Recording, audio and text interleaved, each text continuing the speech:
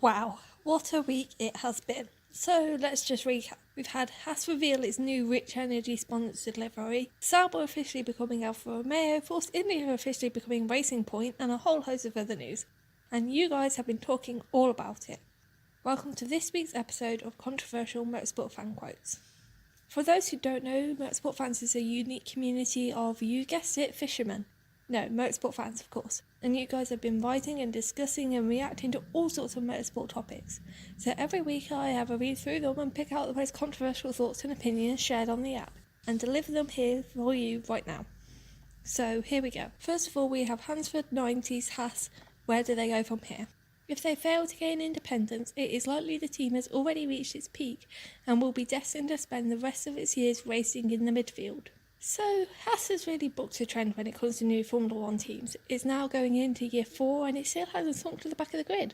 Part of that is down to team boss Gene Haas having racing experience elsewhere and knowing how to manage a race team. The other big factor is its ties to Ferrari. What Haas can get from elsewhere, it does, allowing the team to focus on things like making the best aero they can. This sort of outsourcing has really worked for the team, which is often leading the midfield. But Rob suggests it won't be climbing any further unless it becomes a truly independent team. He explains his reasoning well and points out that Ferrari itself could be the one to kick its customer team down if it gets too close to challenging the works team. But what do you think? Could this outsourcing style development work for Haas? Let us know your thoughts in the comments. Next up is Aristotle, Ricciardo or Hulkenberg. Whose chance is it? Considering all the possibilities, it looks like more of a chance for Hulkenberg than Ricciardo.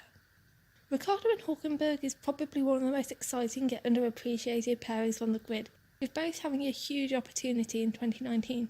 For Ricciardo, this is his first real chance to take charge of a team, mould it around him, and shine in a way he wasn't able to in his time as Max Verstappen's teammate. But Aristotle argues Hulkenberg is the one with most to gain from the partnership, and little to lose. If he's beaten by Ricciardo, does that make much of a difference to how people rate him? Probably not. But if he's able to prove himself and put up a serious challenge to a multiple GP winner, it goes to show he still has what it takes, and could have been an F1 winner himself had he been in the right place at the right time.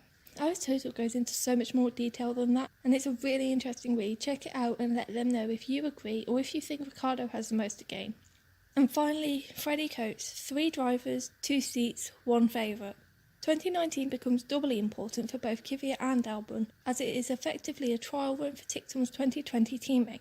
I think it's hard to deny Helmut Marko has one favourite when it comes to Red Bull's junior team, and it happens to be the one that doesn't have an F1 seat. Since the FIA changed the super licence points rules, it's no longer the case that Red Bull can introduce a teenager with only 1 year in cars to Formula 1, and the team has been left impatiently tapping its foot waiting for Dan Ticktum to get the points needed. In Freddie's piece, a look at the situation Red Bull, Ticktum, Daniel Kvyat and Alexander Albon find themselves in, he assumes Ticktum will be in the Toro Rosso next year, with 2019 acting as the head-to-head for Kvyat and Albon.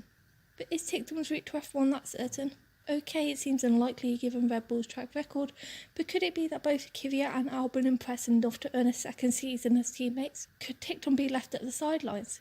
It may be unlikely, but I don't think Ticktum can be too relaxed about his 2020 F1 debut. And that's it for this week. There were so many more interesting thoughts and ideas being discussed on the app. Livery predictions, more discussions about Alfa's announcement, Renault and so much more. So download the app for free and check those out. Then meet me back here next week with more controversial quotes.